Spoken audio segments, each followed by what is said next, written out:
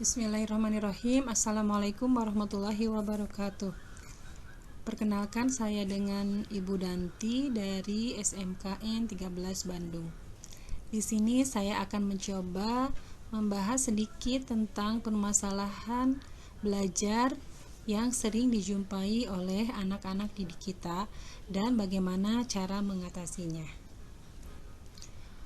Permasalahan dalam belajar yang sering dijumpai adalah yang pertama adalah malas.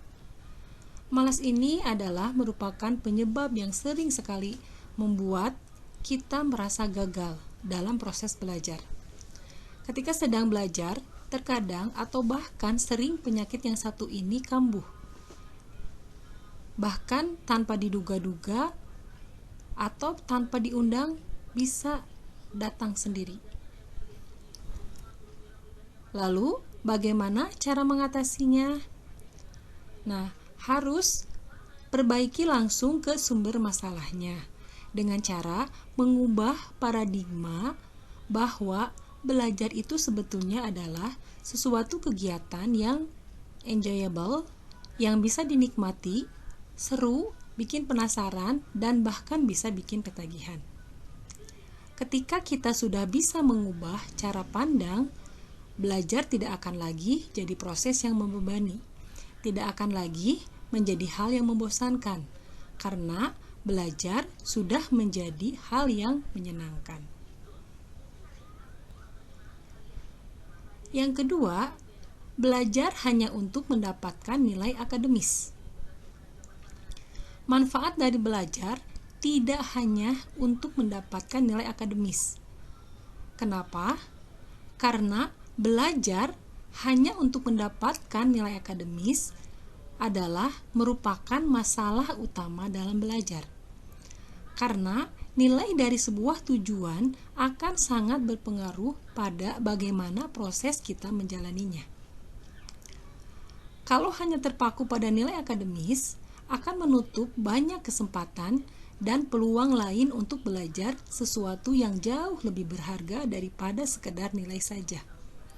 Kita tidak akan belajar bagaimana serunya belajar tanpa perlu disuruh, tanpa memikirkan nanti bakal keluar di ujian atau tidak. Kemudian, kita akan belajar hal yang manfaatnya akan jauh lebih melekat dalam diri kita sampai bertahun-tahun. Yang ketiga adalah menghakimi diri sendiri. Biasanya, di sini menghakimi diri sendirinya dalam hal negatif. Misal, wah saya tidak bisa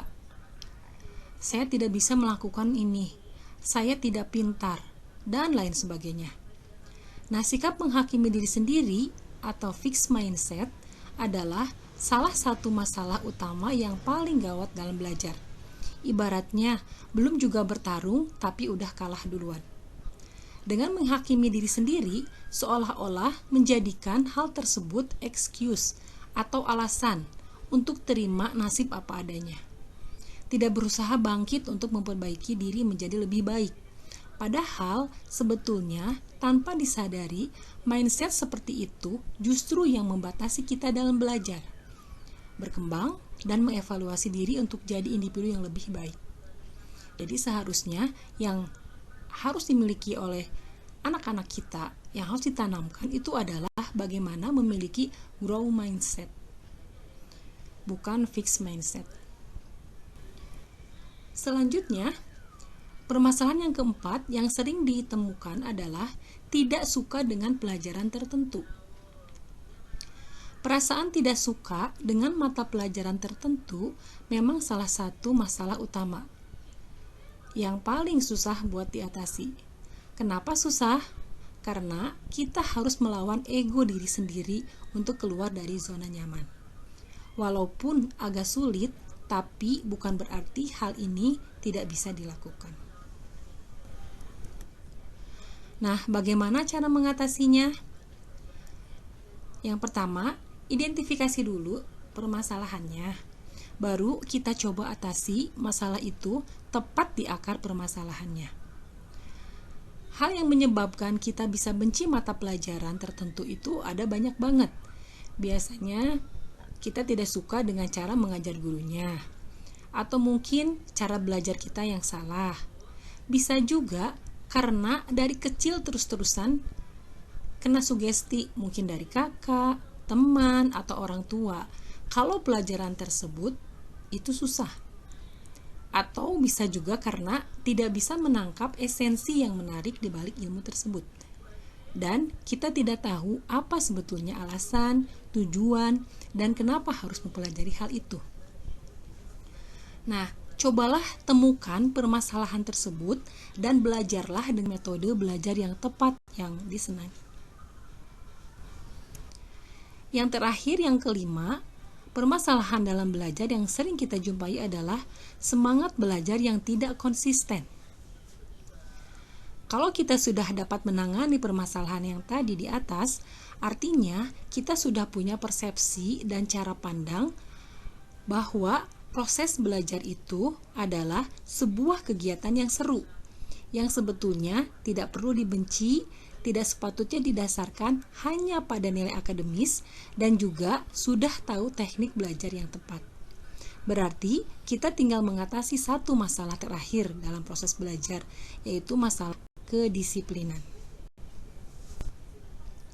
Inti dari kedisiplinan itu adalah konsisten dalam mengerjakan segala sesuatu sesuai dengan tujuan yang akan dicapai. Karena sebelum mengasah kedisiplinan dalam belajar, kita harus punya persepsi belajar yang benar dan tujuan yang jelas kenapa kita harus melakukan semua hal tersebut. Sebelum pola pikir tentang belajar itu benar, dijamin tidak akan pernah bisa punya semangat belajar yang benar-benar konsisten. Demikian yang bisa saya sampaikan. Mudah-mudahan bermanfaat.